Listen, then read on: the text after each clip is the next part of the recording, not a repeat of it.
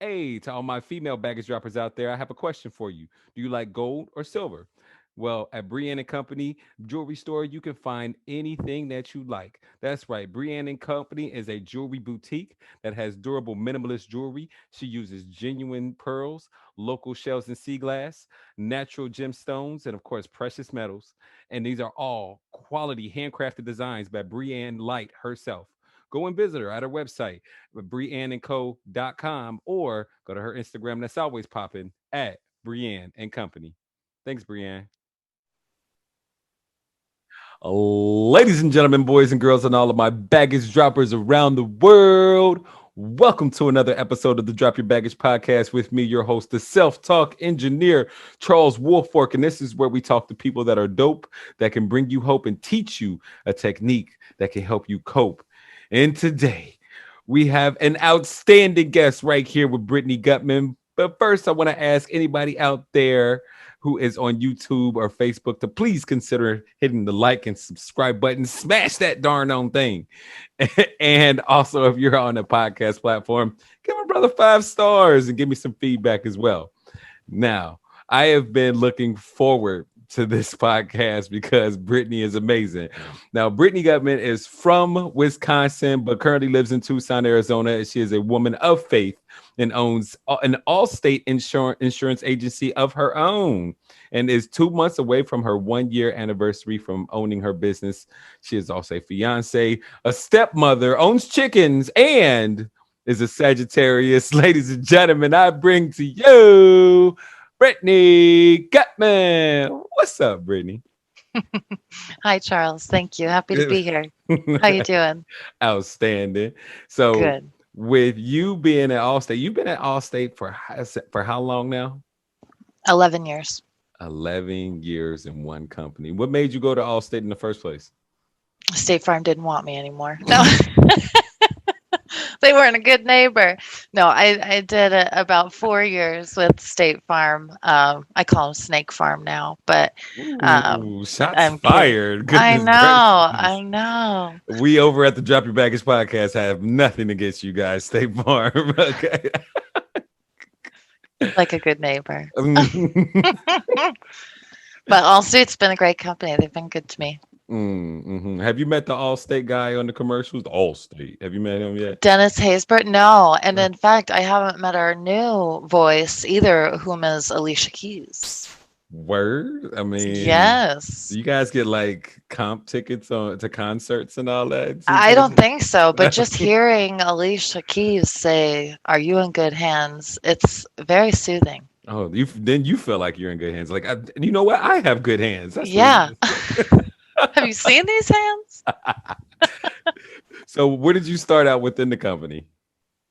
Well, I started just, customer service, sales, then you grew, built myself up, met sales quotas.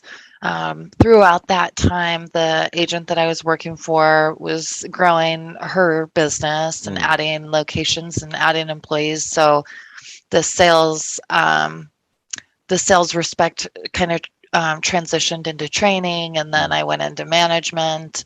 Um, and then we actually spearheaded a benefits company, an employee benefits company. So I've kind of been all over, and now I'm an mhm. agent. Look So at you. All right. yeah. So, like, what was the most important thing when you were in the customer service department?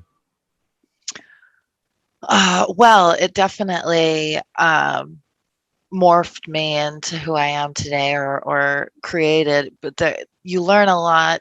Customer service isn't an industry for everybody. Mm, mhm, You, especially when you're learning, in this industry, people expect you to know what you're talking about, which mhm, is valid and fine.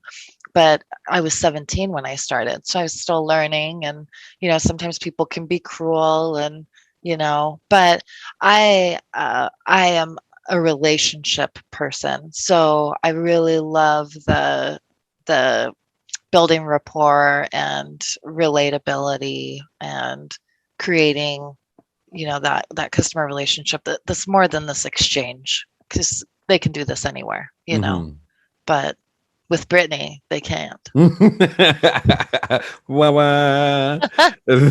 So you said it turned into the person that you are. What specifically does that mean? Like, as far as is it that you have thicker skin, or is it all about the relationship part where you know how to create deeper relationships with your clients and with the people that you love? Both. Yeah, both. I definitely have thicker skin now. And, the things people are a little more receptive when your name is on the door. I'm learning that too. Mm. It's a totally different dynamic. But, you know, I'm honest with people. When I worked for somebody else, it was like, okay, if I don't have the answer, is the call going to go past me? Did I really complete my job here? Now I tell all of my employees too, just be transparent. If you don't know, let's learn together. You know what I mean? And Mm-hmm. customers appreciate that, I think. So, and insurance is ever evolving. Like, I don't know what company you use, but even when I worked for State Farm, they have a mutual company and they have a standard company, and they both have different rules and different laws. And so you are ever evolving, I believe, in this Mm-hmm. industry and in any industry for that matter. So is the personal development that you got through work experience that actually like start to make you become a better um, person in customer service and in sales and just in life in general? Yes, grace and patience are things that I've learned through the moments when I've been less graceful and less patient. Um, and you can hear that. You know what I mean? Have you ever Mhm. been on the phone with customer service and you can hear that like you're getting under their skin maybe by now, and they're doing a really good job of not letting you know, but you can tell. Dude, I I do my very, very best in order to make sure that I am super nice, uber nice to anybody that I get on the phone with, because I don't know who has been crappy to them throughout the day. So Yeah. I'll learn their name. I'll definitely express gratitude multiple times on the phone.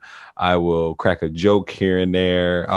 But so I try to prevent that moment of them needing that grace and needing that patience for a Right. customer like myself. So they'll also be more than willing to help me out and go over and beyond to help a brother out. So Ah, I haven't, I haven't had that, but have.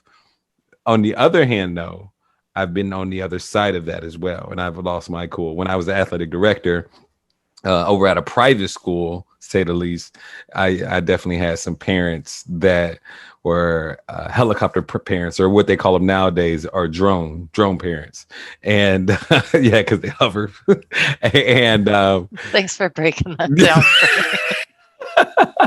I needed that. yeah. I was just making. You gave me a look. I didn't know what to look, but Yeah. and those parents, I took every bit of grace and patience out of me. So I know exactly where you come, what you mean, though, for sure. So with sales, what was important over at Allstate? What was important for you to know and for you to learn as far as the sales department? Well, I think in sales, you definitely, if you're in sales, and a lot of us are, I think, there's many branches in the workforce and vocation that are sales related. And so you have to have a skill, a Mm-hmm. sales skill. Um, my mom always used to say I could sell a saddle to a cowboy with no horse. So, and we don't sell for the wrong reason, right? Mm-hmm. I mean, that's never it. But, sometimes you can get people, even people that are calling you for a quote, and you just chase them around for 3 months, like, oh, I haven't looked at it yet. So it's really, I've gotten pretty good at, we call it like a one call close. It's not really a one call close, but just a little faster. So you take the burden off of both people, Mm-hmm. because it can be pretty hectic chasing people around, especially when you have, as an agency, we have big goals to meet on an annual scale. Mm-hmm. So you break it down monthly and daily, even sometimes, and all those prospecting hours and follow-up hours it's time consuming. So I think the sales side of this in my 15 years, just being genuine and authentic and not being the salesperson that can sell a saddle to a cowboy with no horse. Mm-hmm. I sell that saddle to the cowboy to give him hope that he's going to buy his horse again. You know what I mean? It's different. Wow. That was good, huh? Yeah, it was really good. I hope you wrote that down for later. That was impressive. Mm-hmm. The so like just okay, so being authentic and making sure that the people get what they need. And I know that listening is a big part of sales as well. Can you talk about that for a sec? I'm The sorry, I was just the listening. the No, kidding. You're so right. You're so right. I mean, people like to be heard, and the point of the conversation is not for them to learn about me, I mean, so listening to people, the customer is always right is kind of the same, mentality. But I think being relatable too, that's why listening is important. Most people listen to respond rather than I listen to respond too, but in a relatable way, and I have to hear you to do that. And I think that takes patience and grace too. But yeah, well, I think once you can create a connection with anybody, the opportunity is substantially more to create a business relationship, I know the title of your book is going to be Patience, Grace, and Connection. Oh my goodness, I can't wait. Have you seen these hands? That's going to be the Oh, right. subtitle. All right. So like you said that you grew within the business as well, but you also like there were different like locations that were opening up throughout your journey. Tell us about that. Well, the agent that I was working for purchased other books of business during my 10 years with them. So I like to consider that a good thing and a highlight of my participation within that company so that we could grow to that magnitude. I think she got up to 3 locations, and then we had opened the benefits company. So lots of moving pieces. But if any of that taught me anything, it's that I don't want to do that. I would like to do one thing exceptionally well, and that would be running this business. And if something else, I think when you get into multi locations, you're in different demographics, and my brain doesn't know that demographic. So what I'm doing here, if I just pick it up and transplant it there, it's not going to work as effectively as it does in this community. And I think that's a really hard thing. I think a lot of insurance agents do that. I mean, look at Ace Hardwares, you know what I mean? Like all these companies, you're just going to run into a different flow of people. If you've got in-person people, cash payers, So I would like to know my community, be involved in my community, know my customers and my clientele, and what I would like to that acquisition to be, and just do it the best. Amen. So it's about just sharpening your axe so you can keep chopping the same tree. That's a great analogy, one I've never heard before, but yes. Come on now. I'm full of them. I'm full of them. I'm not full of it, just full of them. So like that also like moving around and having the 3 different locations. Did that turn you into a better leader as well?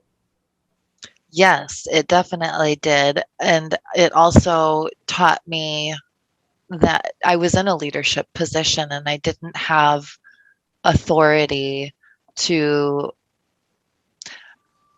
let's just say managing adults is really difficult. think you're being graceful right now. I know. I had an employee that I would have let go 4 or 5 times just due to, that 4-day Mexico trip lasting 7 days every single time. Mm-hmm. I don't know how many grandmas you got, but they can't all die in Mexico. Okay. But, to not have that authority, that taught me that you have to be able to tolerate those situations. Mm-hmm. As an owner, heck no, not me now, no, but I know how to navigate those types of conversations to be more positive, as positive as they can be. But definitely, yeah, being responsible and showing up and accountable and consistent. I led a great team of people with those same characteristics, Is not that the 7-day Mexico trip characteristics. Did you always have that in you since you were a little girl, like always being the leader?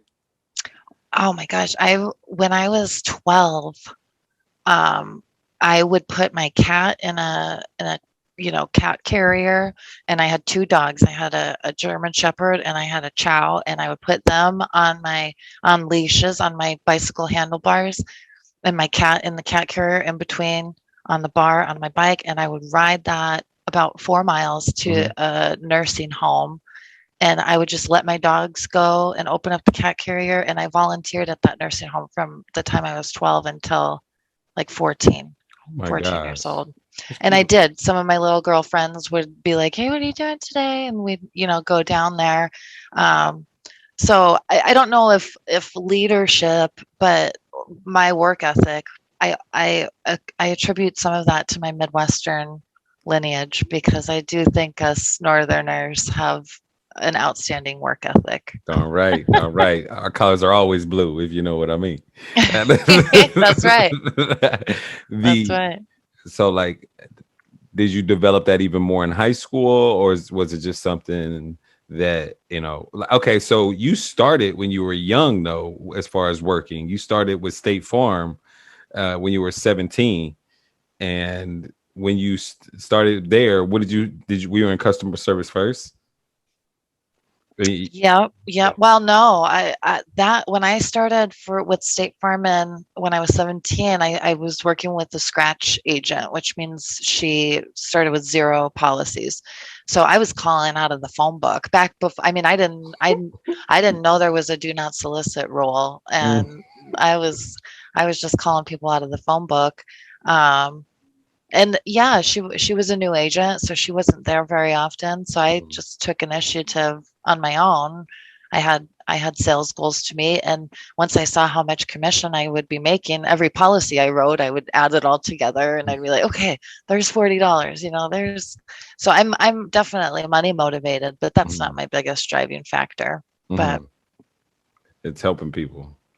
yeah, well, Yeah. yeah, now it's more about making an impact, and it takes time to do that, but it also takes a platform, Hmm. to do that. I don't come from money. I didn't have a silver spoon. I have worked since I was 12.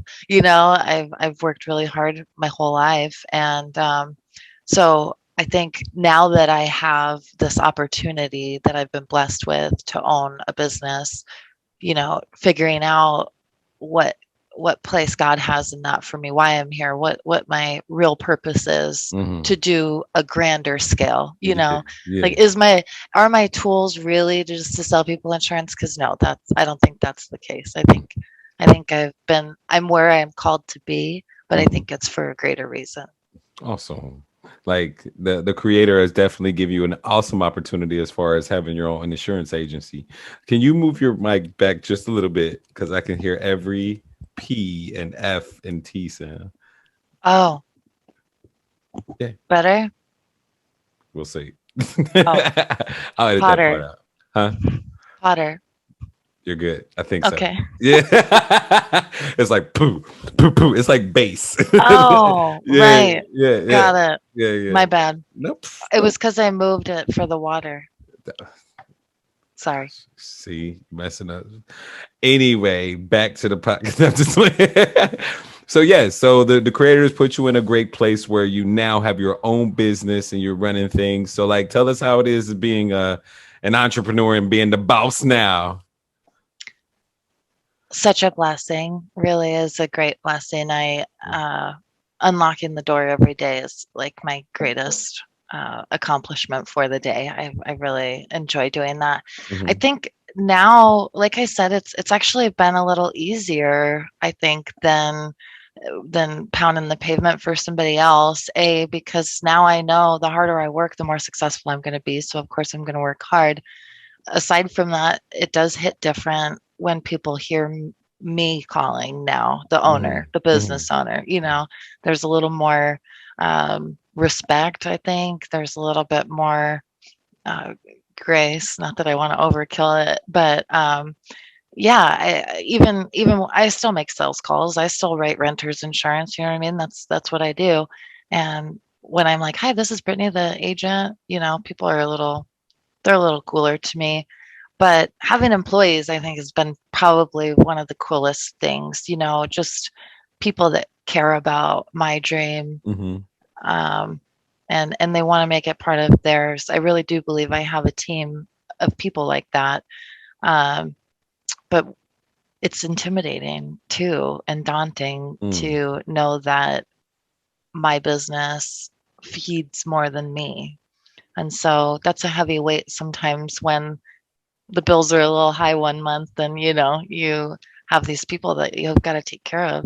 So I think that has become probably something that I've never known how to deal with before. Yeah. Or business ownership in general. I didn't go to college. I started this at 17 and just ran with it, rode that wave. So I didn't know how to do payroll or file for a tax ID number or LLC or any of that stuff. So you learn a lot. And how did this opportunity present itself for you? Well, like I said, I've been in the Allstate light for 11 years and with a mega producing agent. And that agent, I think, made the mistake on their end of having me be the face of their company. So I was kind of a hot commodity. Mhm. I'm just kidding. I'm Ow. saying. No, but when we started the benefits company, that put me in a bigger spotlight, a little more ground to cover, more relationships within the company on the corporate side. Um, and also after 11 years, COVID came, and I was at my prime, making the most money that I probably could have made in that position with that employer. Um, and then COVID came, and I was in the employee benefits side of things. And I mean, employee benefits went down the tunnel, Mhm. and so did my pay. My pay got cut 60% in the Mm. middle of COVID. And then I never stopped. I never quit. I kept working. A little bit I had a little resentment during that time, but Right. there was a lot of fear because none of us knew what was happening or what was going on. Mhm. So I ended up during that time, I trained Allstate agents in Southern Arizona, all across Southern Arizona, Mhm. um, how to prospect for Allstate benefits, for employee benefit programs, which put me in a lot of agencies' offices. Mhm. And one agent just happened to ask me if I had ever considered agency ownership. And I think I had negative $400 in my bank account that day. And I laughed at him and I said, yeah, let's do it. I'll buy your business right now. Mhm. And miracles, impossibilities turned to possibilities overnight. It was Mm. like, when I say I'm a faith-filled person, like where I am at right now, Mhm. there's no, there's literally no way. And things just happened. Money was moving, things were going, everything worked.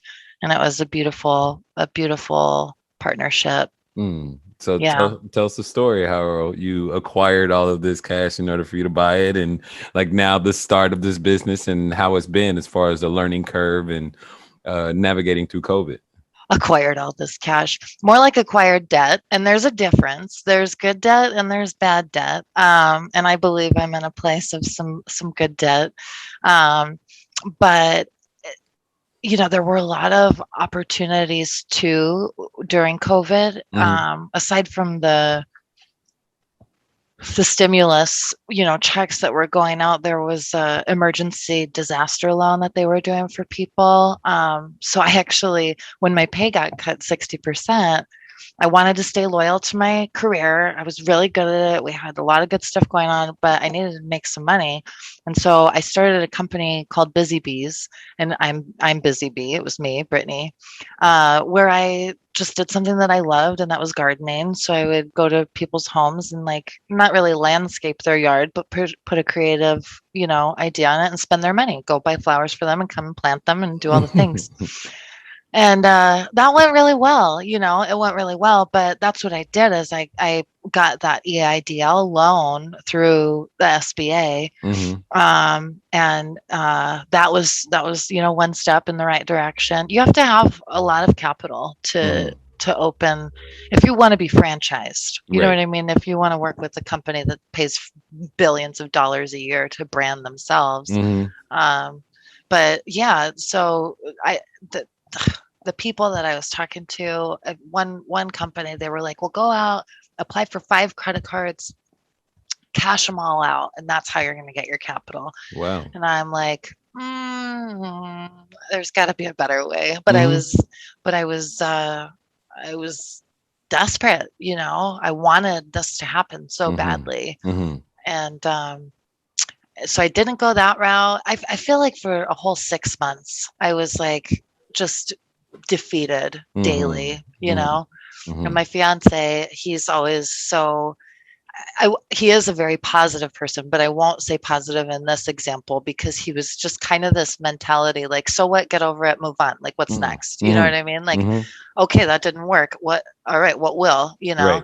And so he just kept me, I didn't have a chance to give up. You know what I mean? I didn't have a chance to, I was asking everybody for money. I was like, hey, remember that time I loaned you $200? Can we turn that into 4? No, I don't know. But you know what?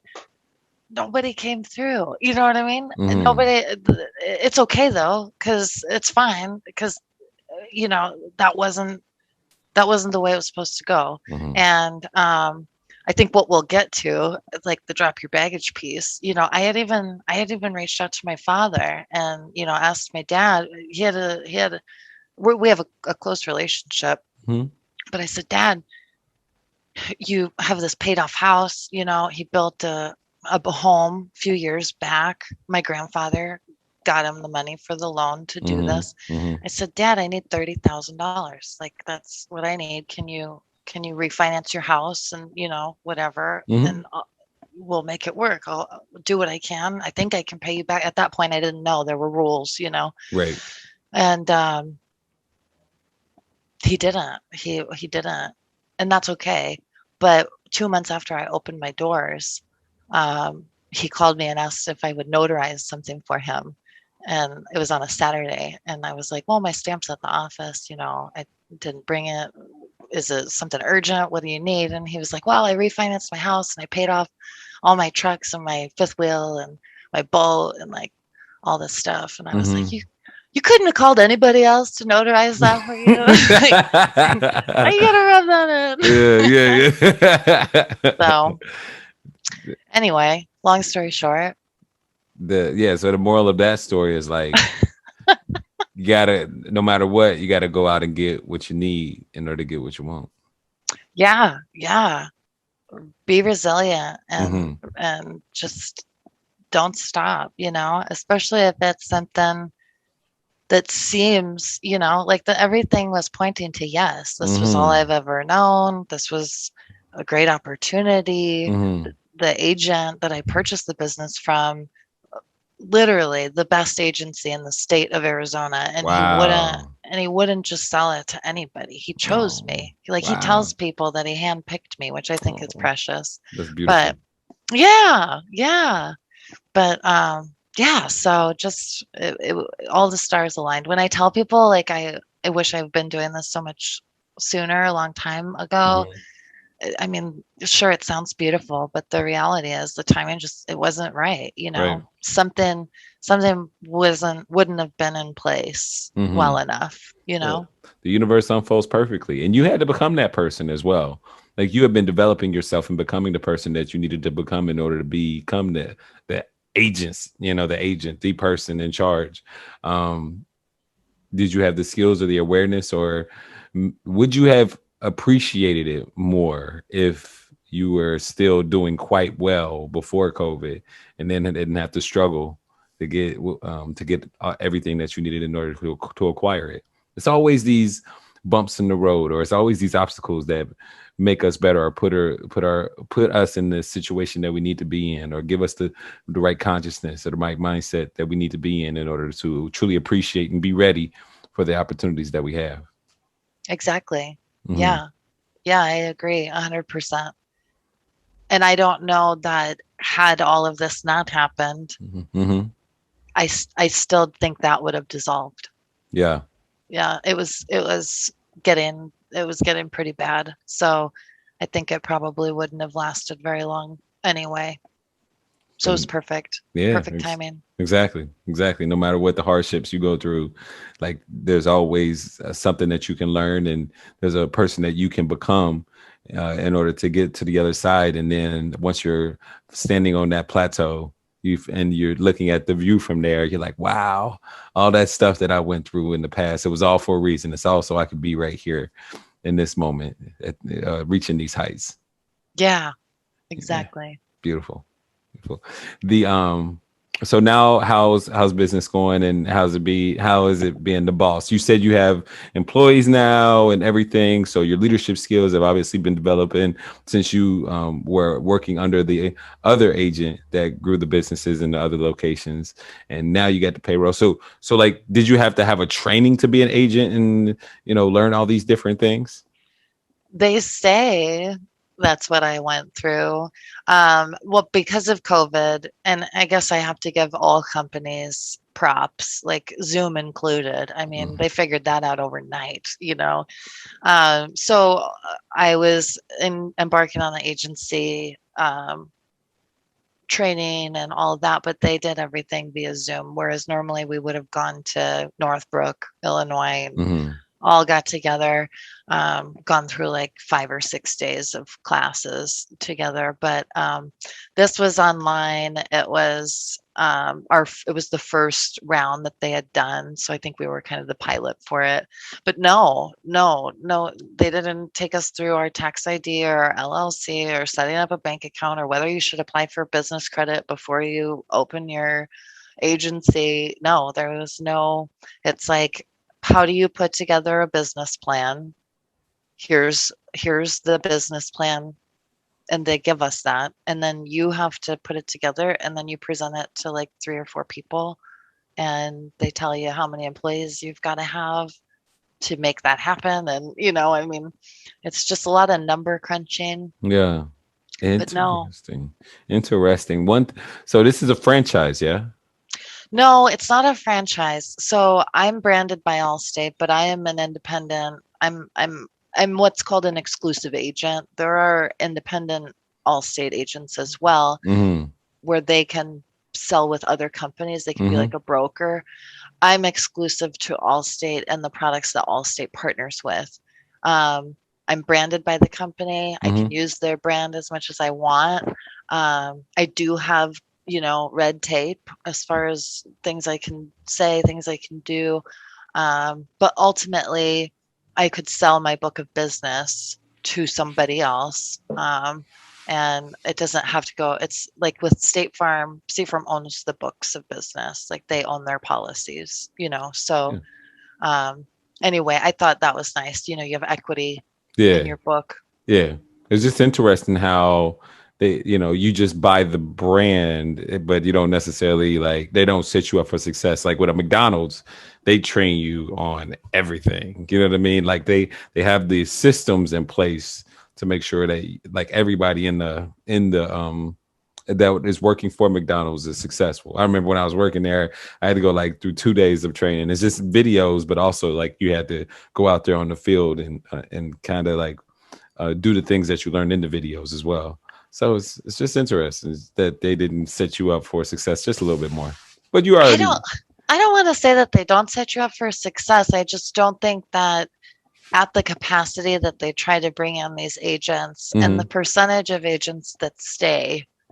And Allstate cut 70% of their corporate staff last year as well. Yeah. So I think we lost a lot of leadership too, which I think my predecessors might have had a little bit more. I'm fortunate for my time with Allstate because in fact, in our training, I led the training most of the days for the other people in the class because I was like, oh, I know the answer to that. Like, the teacher's pet.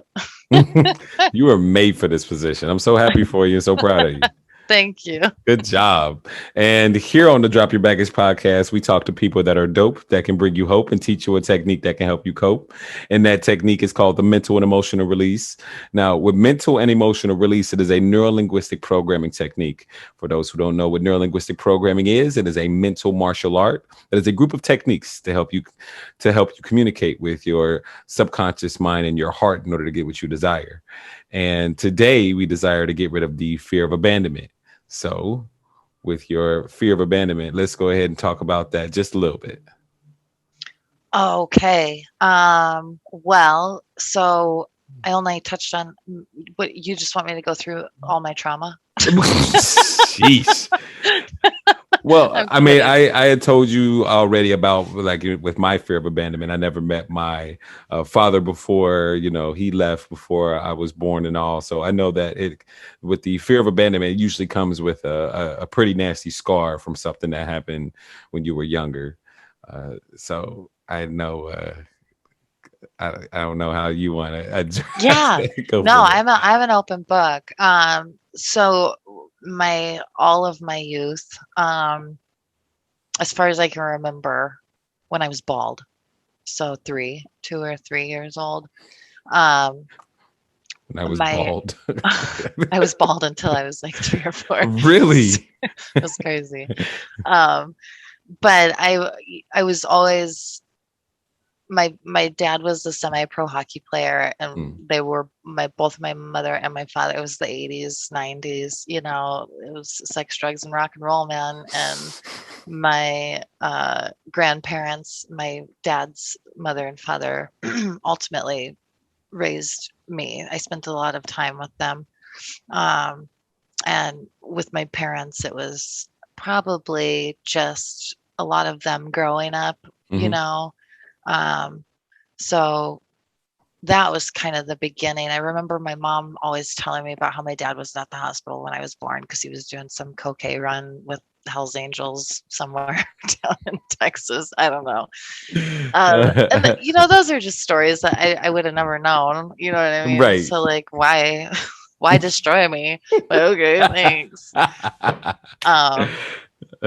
But yeah, just probably, just that really, it was a dysfunctional upbringing. I'm fortunate that I had my grandparents on both sides, my mother's family.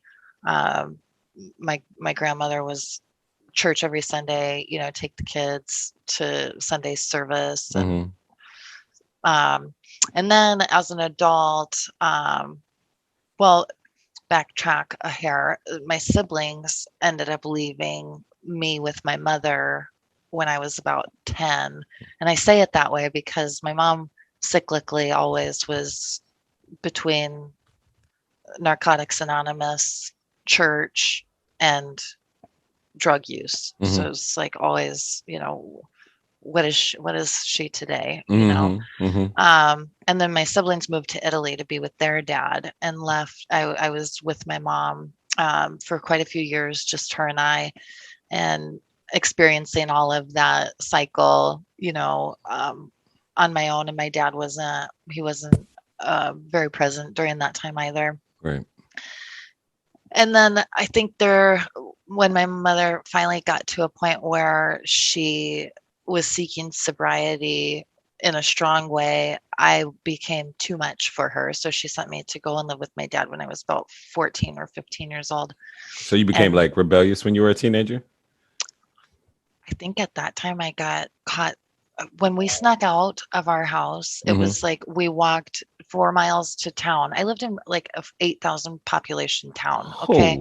We got trouble in cornfields. All right. We weren't doing anything wrong. I think I was smoking cigarettes, whatever.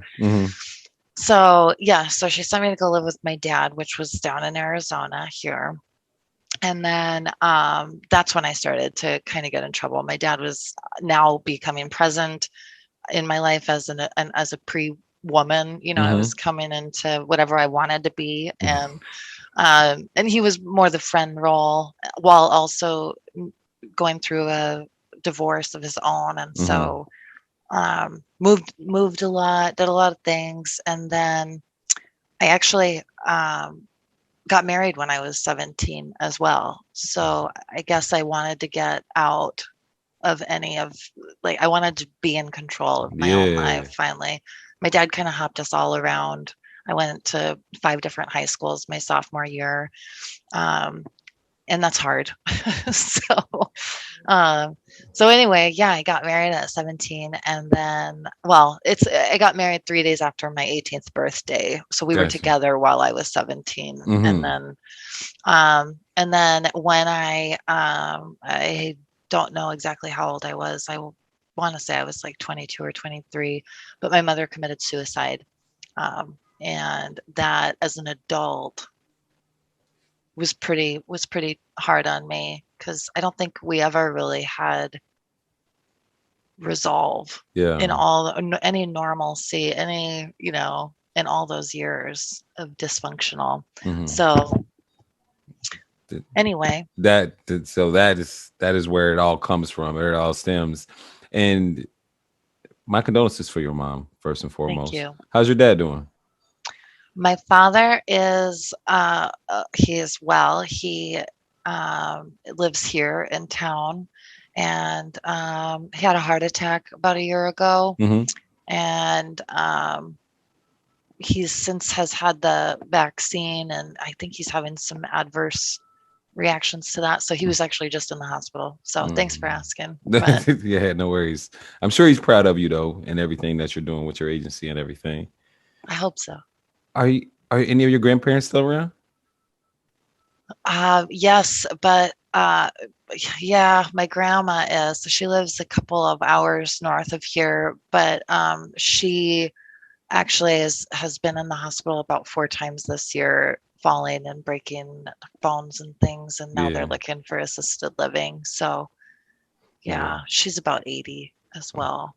Still kicking though. Still trying to get around. Just tell her sit down, lady. Sit down. All right. So, but the fear of abandonment has affected your relationship with your fiance. Oh, well, that's just because, I like to Google my symptoms.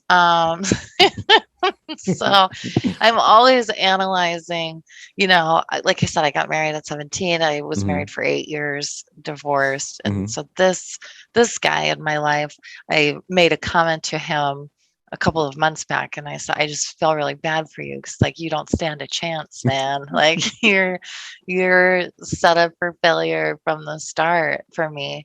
And I think some of that I like to have a little bit of that mentality, because with that, in any relationship that I have, you add value to my life. Is how it is. I don't seek anything more from you than what you bring to the table, emotionally and spiritually and sexually, physically, whatever that is. But I don't need your money. I don't need you to pay my bills. I don't need you to fix me or to take care of me or to change me.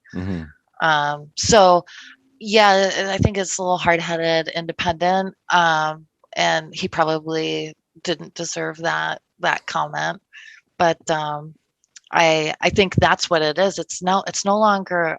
I think I've taken the fear out of it. Like, Mm, I'm not afraid of abandonment anymore because these things have been done to, like, you can't do any worse right. than that, you Got know. you. Got you. Does that make sense? I don't Yeah. know. Yeah, for sure. Do you is there so there's nothing that's really like I mean, but you love him wholeheartedly, so there's nothing like holding you back from experiencing everything that you have to with him on like a daily basis, or is it? I think, and it's not him. I think in general, I tend to be a little more reserved Yeah. with certain things that I would say, or Hmm. just because of people's reactions. Maybe I've learned to just, Let's suppress that. You know what yeah, I mean? because I know how I can deal with it. You know what I mean? So Yeah. I'm a big believer in time. Hmm. So if I'm feeling defensive or irritable, or like if we're having a little bit of an argument or something, Hmm. I like to take some time and Hmm. just be with myself. If I know I'm going to be snippy and snarky and Hmm. like, because my ex-husband was really really good at that. If you had I used to tell him, I say, you pull out the deepest darkest dagger and go, it could not even be related to the argument, and Hmm. be like, I'm going to hurt you with this. Yeah. And so with that, for 8 years, I'm like, no, you're not going to have any of my daggers. You know Yeah, what I mean? yeah. No, thank you. Real talk, real talk. How do you think that? So, like, how do you think that life? What do you think life would look like without like that fear? Well, I probably will have less friends. No, I'm just kidding. I'm just kidding. I don't know. I think when that's all I think I've just learned how I think I should deal with it, or how Hmm. so I don't know. I don't know the answer to that. Actually, not to digress, but I'm Hmm. hearing impaired, for example. And well, it's not an example. I really am. I'm deaf in the ear that this is not on this ear. Hmm. Hmm. And I was having a lunch with somebody earlier today, and she goes, "You should go and get your hearing checked for free. Just get a hearing aid. It will change your life." And I Yeah. said, "I believe you. It's not that I don't believe you. However, ignorance is bliss sometimes, because the things that I don't hear, I sometimes I think I hear things, and what comes out of my mouth is funny. So, you know, lose that so we can hear all the stuff that was not funny." Also, like, I network a lot. I'm a huge networker. And Hmm. so I don't go to mixers because I have a hard time hearing at mixers. So I'm like, what will I do without that excuse Ooh. anymore? So maybe the same as in correlation with this, like, I don't know, because it's just been what it is. And Yeah. now it's my thing. It's like an attachment to the things that limit you. Oh, now when you put it that way, that makes it But sound ugly. no, no, just no. I know it's not nearly as funny as not going to parties because you can't hear. It's like, huh? You got to stay on the other side. Yeah, exactly. Okay. All right. Well, let's go ahead and get rid of it. So, with mental and emotional release, it's a simple, systematic guided meditation. If anybody out there wants to get an example or a demonstration of it, you can go to charleswoolfork.com and fill out a form on the homepage. But with you, my friend, you get to experience it right here, right now. So, there's three things that you need to do in order to have a profound experience. Number one, you got to use your imagination. Got one of those. Number two, you got to follow directions, just like you follow a recipe or just like you follow Google Maps. Okay. And number three, you got to trust the process. Know that I'm your guide and I'm going to be leading you through this easily and effortlessly. Okay. Awesome. Now, we got to reestablish your timeline. If your past can be to your left, to your right, or behind you, where's your past? Left. Where's your future?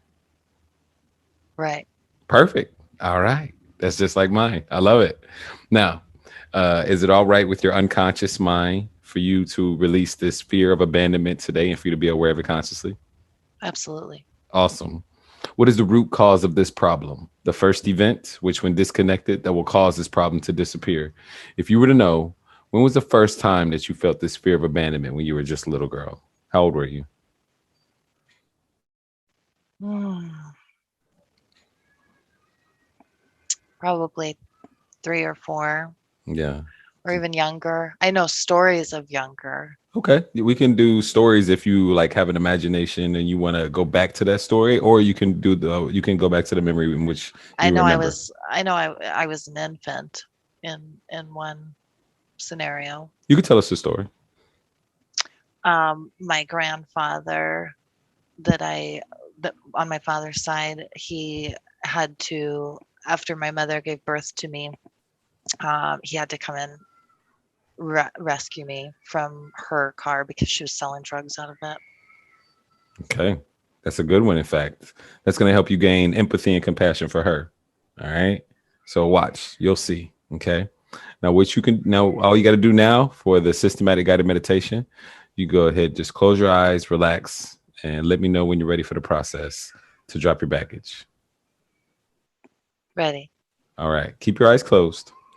Now, just imagine floating outside of your body as if though you were a spirit or energy. And just imagine floating above yourself right here, right now in this divine appointment.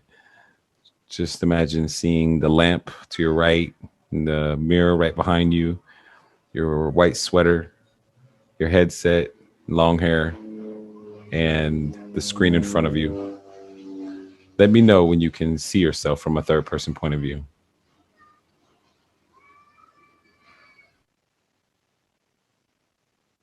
Okay. All right. Now, just imagine floating up above your timeline and float deeper and deeper and deeper into the past, above that first event in which you had that fear of abandonment when you were just a little girl with your grandfather and your mother, and just see that event from a third person point of view, just like you were a fly on the wall, and just hover above that event. Let me know when you can see that whole event. Okay. All right. Now just stay right there. Don't move. And just ask your unconscious mind what it needs to learn from the event. The learning of which will allow you to let go of the emotions easily and effortlessly. Your unconscious mind can't preserve the learnings, so that if you need them in the future, they'll be there. Just tell your unconscious mind to preserve the learnings. This is an exercise of forgiveness and acceptance. Forgiveness for yourself and others, and acceptance of yourself and others. Who do you have to forgive? What do you have to accept? Who do you have to accept? Focus your attention upon how you're a survivor. Hurt people hurt people. We're all doing the best that we can with the resources and consciousness that we have. Once again, we're all doing the best that we can with the resources and consciousness that we have. We can't control anyone else's actions, but we can control our response. We can grow stronger and wiser and learn from people's actions and mistakes. Other people's actions have nothing to do with you. It's only a reflection of their baggage or whatever they're going through at the time. And we're better people than we were when those events occurred. You're a better person than you were when those events occurred. What is something positive and empowering you can tell yourself as that little baby girl and your mom and everyone else involved in the event with the consciousness that you have today that will allow the emotions to evaporate like water on the concrete on a hot summer day? And as you preserve these learnings, the emotions are starting to dissipate more and more until they're all gone. Just let me know when they're all gone. Good. Awesome. Now, with you looking at the event from a third person point of view and with your eyes closed, tell me, what did you learn from the event? that I didn't have any control over it. That's right. That Mm-hmm. I'm very fortunate for my grandfather and how brave he was and purpose that he saw, and that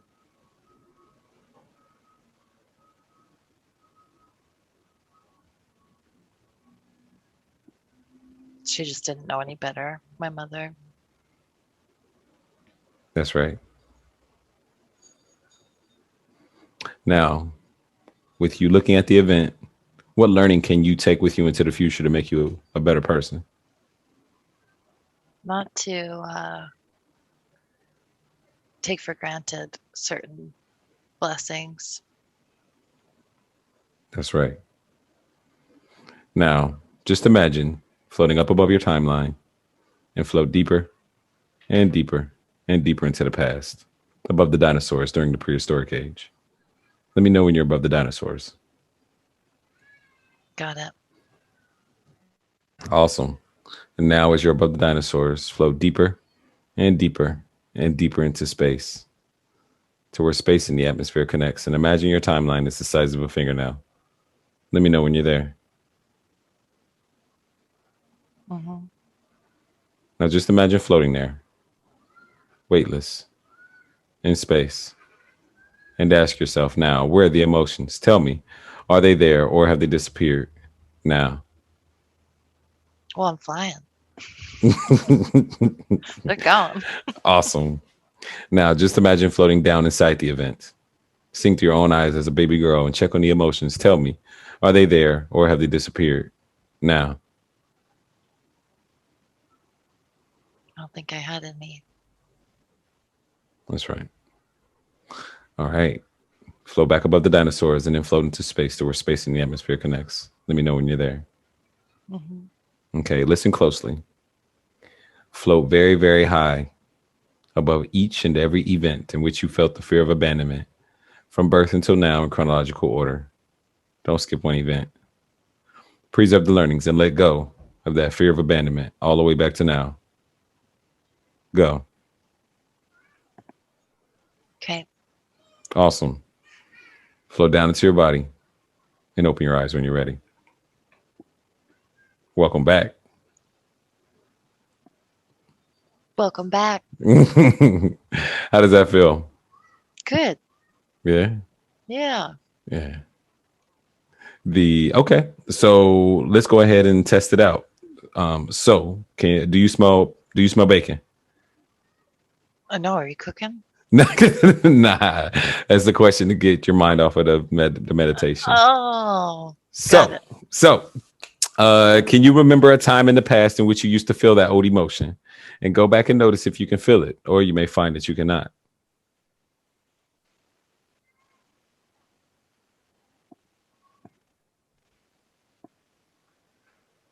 Yeah. Can't. Awesome. It was the wink. I don't know. I do that sometimes, and I'm not very good at it, so I don't know why I do it. It's like what? That's how it always goes. That's me. You have something in your eye? What's going on? I look totally like you're BSing me. It's like, oh yeah, I felt good. Send me my check later. No. That's hilarious. Hey, all right. I want you to imagine going out into the future to an unspecified time in the future in which, if the same thing would have happened in the past, you would have had a fear of abandonment. But it's the future now. So see if you can find that old emotion, or you may find that you cannot. Let's hope not. I don't think so. I don't think so. No, don't feel it. Nope. So Not going there. yeah. So like so what happened? How were you able to let this go? Tell people like the shift in your consciousness or what you just went through. Yeah. I think the visualizing, especially the scenario that I shared, which is one that I don't ever talk about. And it's not because I don't, it's because it's not my memory. It was my grandfather telling me that. But looking at him and imagining him, carrying my little car seat, that was pretty powerful, I would say. And, imagining the vulnerability and failure that maybe my mother was feeling in that moment, and maybe what kind of words were exchanged, or if it was, I think just kind of going through, I think what I did is, because I was an infant, I wasn't able to feel, I tried to see how they would be feeling, and I think that for me gave me more grace for them. Gosh. I couldn't.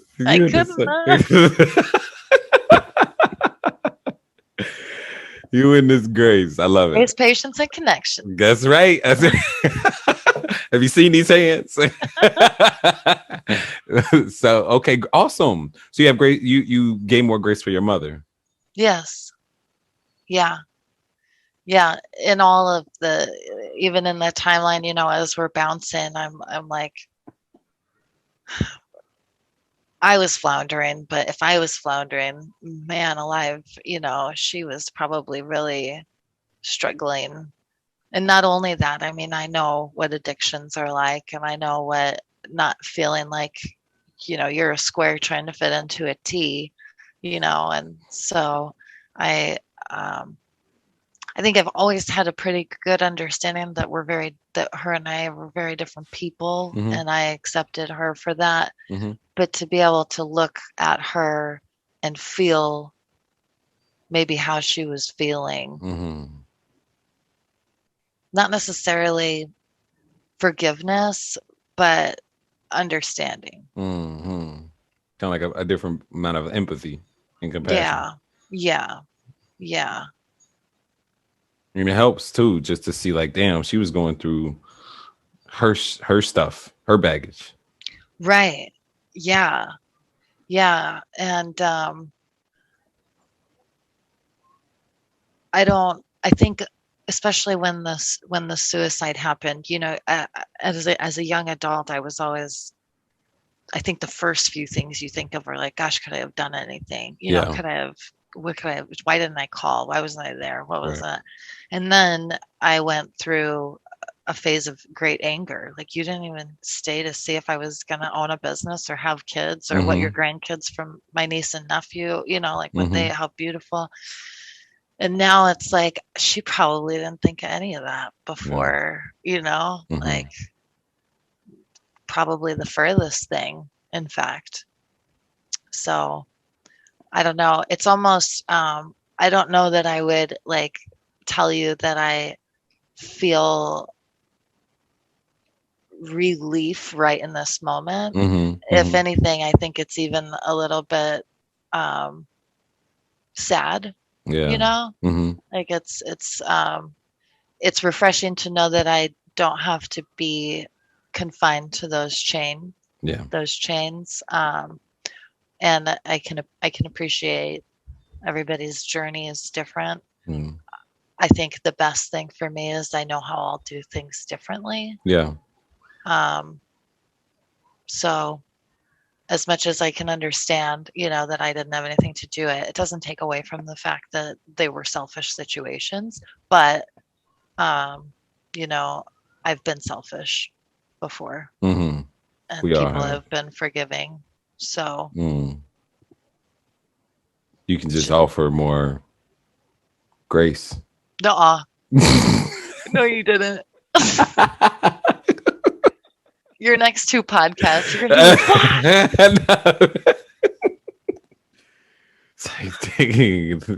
oh my gosh, the theme. I might, if it keeps coming up, I'm gonna change my podcast. It's gonna be called Gifts of Grace. Shout out to Gifts of Grace. There you go. Oh, the wink. I did it again. I thought something was wrong with your eye. Yeah, you're not good at it at all. Okay. So you okay? There's that fear of abandonment again. Hey, so you just gave me a big telltale as well, because you told me that you felt even just a little bit of sadness for it. So it would be an honor to help guide you through releasing sadness as well, just so you don't have to carry that around as well. Look at it's like going grocery shopping, but reverse. Taking stuff out of your cart. Put this back on the shelf. No, thank you. Nah, it's more like going to the auto mechanic. It's like, oh, I thought I had a brakes problem, but apparently I need to change my muffler, too. Right, right. Just add stuff on there.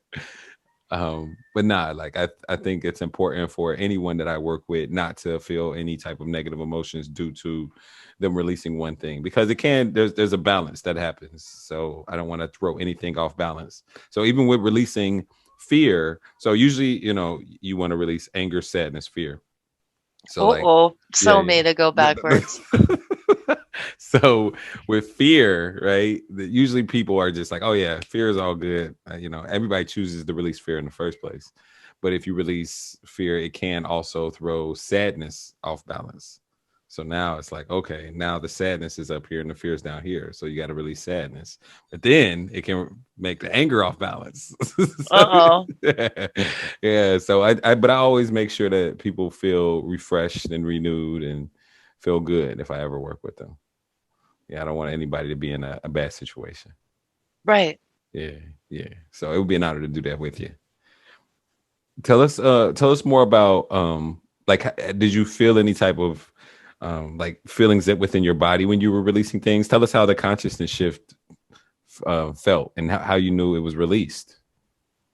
Well, I think just being able to, I think when you're imagining yourself, looking at yourself,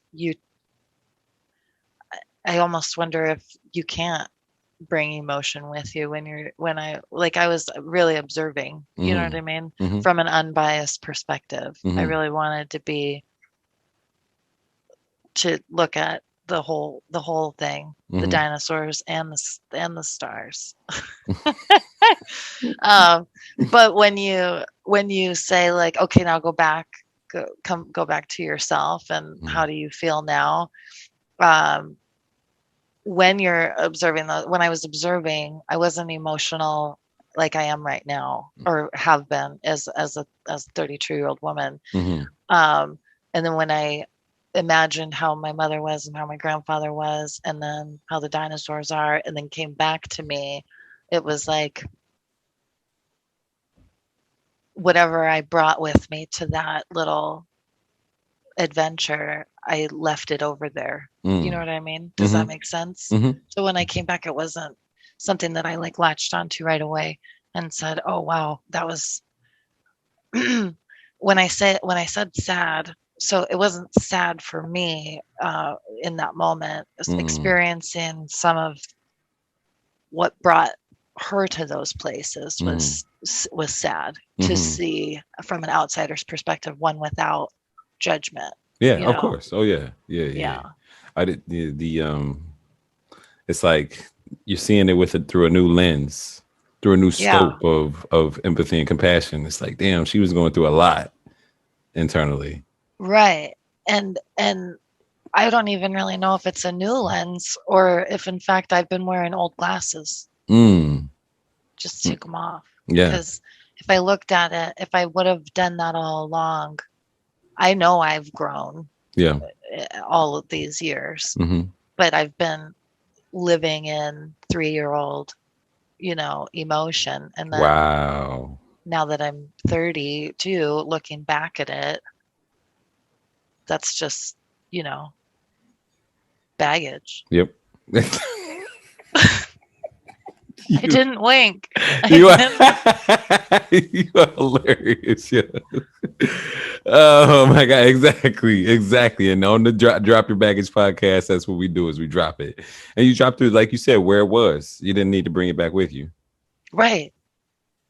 It's like you knew what to name your podcast. Who would have thought? Like I would have thought I've been this thoughtful about them. Mind blown. Seriously. um, how do you feel? Will you, with this different perspective, do you see any difference that can be made within your relationship, your romantic relationship with your fiance? Yes. I think, well, in his favor, there's really been nothing out of his favor. You know what I Yeah, mean? Going yeah. against him. Um, he has children and an ex, and of course they have their baggage, right, with Mm-hmm. him. Mm-hmm. So I've always kind of looked at that like, well, he was a different person then. You know what I Mm-hmm. mean? For Mm-hmm. some reason not for some reason, I met him later in my life. So I had that understanding for him all along, was Yeah. kind of the the the room that I gave him. I never gave that to anybody else, you know. Beautiful. Beautiful. That's It's awesome. because I used a different word. Yeah, That's yeah, why. yeah, yeah. I saw you searching. I got the thesaurus in front of me. It's like the synonym for grace. Good me. The awesome. So the fear of abandonment really never worked at his detriment. No, in fact, That's what's my up. threat to him was just what a peach he got in me, Mm. based on all of all of my um, inadequacies of being able to be like emotionally, um, what's the word I'm looking for? I don't know. I think, and I don't know if this has changed, because Mm. I think because of the the experiences in my life, I've kind of come to this really callous place in my Mm-hmm. life where Mm-hmm. like I could cut people off pretty quickly, or I could walk Mm. away pretty Mm-hmm. fast, and Mm-hmm. doesn't really take a whole lot Mm-hmm. on my part. Mm-hmm. So that wasn't really working in his favor. Right. But I think that's just a piece of that's just a piece of me. I don't know if I don't know if that's baggage, or if that's, is it, what? It's like, yeah, yeah, yeah, Oh, okay. yeah. Well, should we schedule like 4 more sessions? Are you Hey, gonna invoice me? but the things may shift though. You may look at everyone a bit different since you were able to have compassion for your mother. The compassion that you have for others as well can be there as well. I know that I had compassion for my father for not abandoning, but like not being in my life.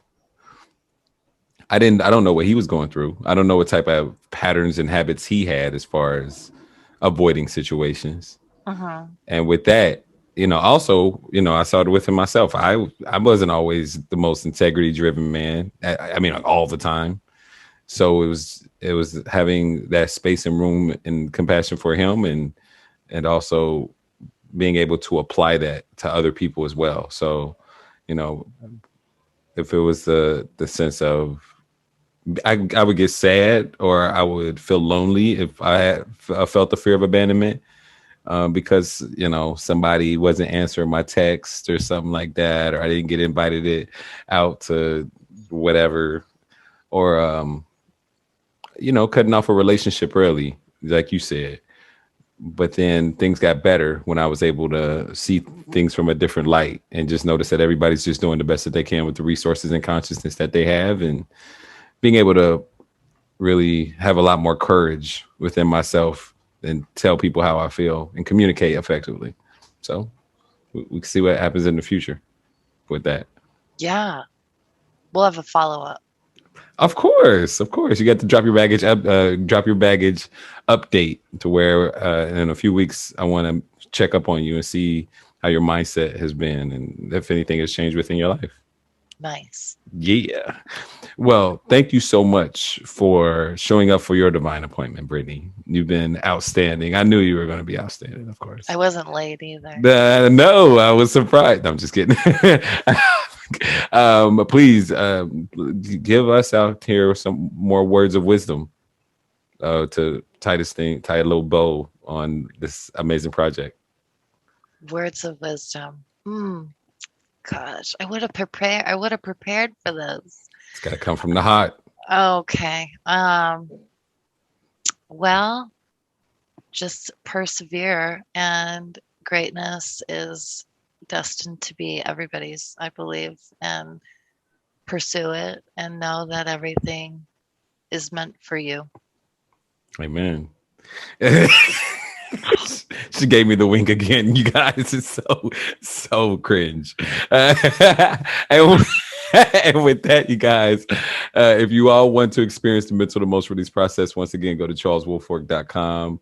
And I would love to help you or give you this experience. But until next time, where we drop your baggage, where we help or we talk to people that are dope, that can give you hope and teach you a technique that can help you cope. Take care of yourself and take care of one another. Peace.